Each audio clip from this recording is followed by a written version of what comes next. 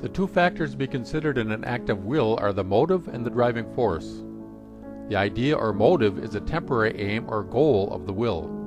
The driving force is a factor of the will conditioned by past experience and our life of feelings. Among the moral driving forces, we have singled out conceptual thinking, without regard to any definite perceptual content, as the highest. The content of the concept is determined through pure intuition from out of the ideal sphere. If an act of will is determined by a concept which refers to a perceptible thing, a mental picture, then the mental picture determines our action indirectly by influencing the conceptual thinking. But if we act under the influence of intuitions, the driving force of our action is pure thinking.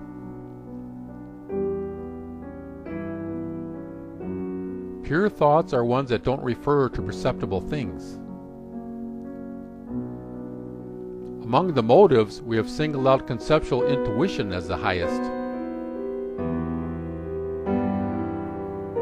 The highest conceivable moral principle is one that from the start contains no reference to particular experiences, but springs from the source of pure intuition and only later seeks any reference to life. This higher morality sees a certain value in all moral principles and always asks whether in the given case this or that principle is the more important. On closer inspection, it will at once be seen that at this level of morality, driving force and motive coincide. Our conduct is not influenced by predetermined characterological disposition.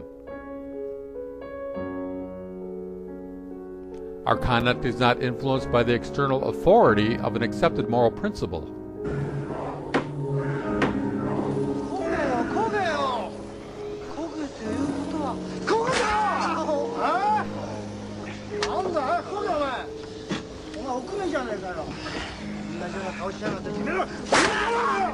The action is not a stereotyped one which merely follows certain rules. Nor is it one which we automatically perform in response to an external impulse. At the highest level, moral action is determined purely and simply by its own ideal content.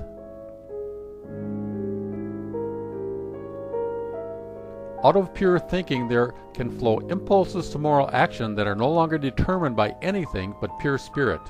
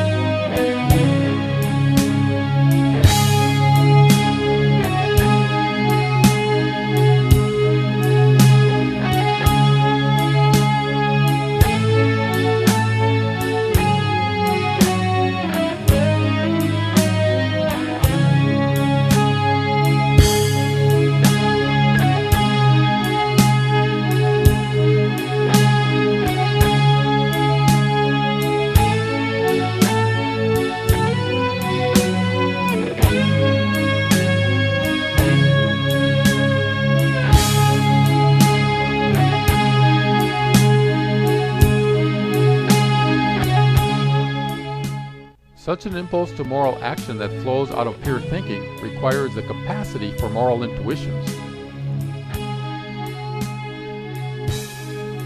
Whoever lacks the capacity to experience a particular moral principle for each single situation will never achieve truly individual willing.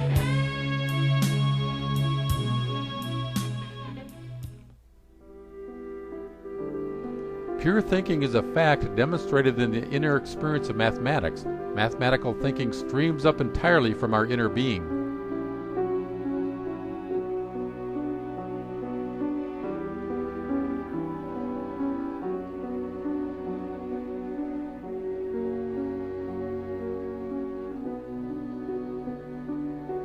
The primary purpose of my book is to serve as thought training. Training in the sense that the special way of both thinking and entertaining these thoughts is such as to bring the soul life of the reader into motion, in somewhat the way that gymnasts exercise their limbs.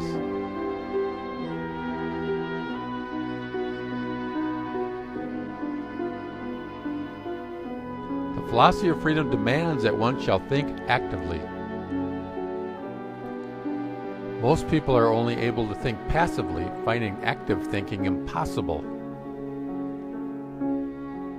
But active thinking has no room for sleepy nor for intellectual dreaming. Nowadays, books are written simply in order to inform the reader of the book's subject matter. The philosophy of freedom is different in that the purpose of the book is to make the reader directly engage his thinking activity on every page.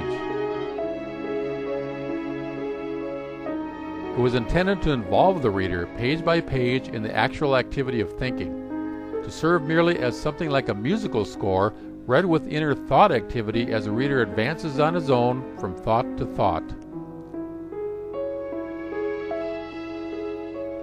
It will not be popular with those who read books only to acquire information. One must keep in step with it and get one's thinking on the move. The moment thinking is set in motion, one goes with it. You hover with your soul, so to speak, in a pure flight of thought, but this pure flight of thought is a flight of will. The moment pure thinking is experienced as will, one's attitude becomes that of an artist. Real philosophers have always been conceptual artists. Try for once really to think actively, and you will see how the heart is then engaged. Through active thinking we are able to bring force into our thinking, the force of a stout heart. To this end we must make our individuality stronger and stronger, and this happens when we work our way through to pure thinking. The reader of the philosophy of freedom should be able to say to oneself, "Now I know, through this effort of my mind in thinking, what pure thinking really is."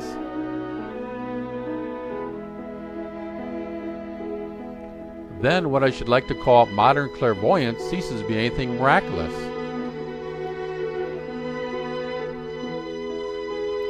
That this clairvoyance should still appear as something particularly miraculous comes from people not wishing to develop the energy to bring activity into their thinking.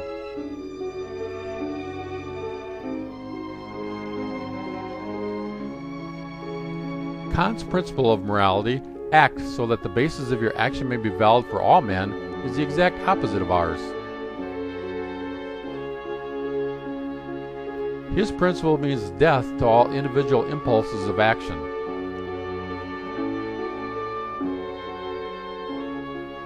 For me, the standard can never be the way all men would act, but rather what, for me, is to be done in each individual case.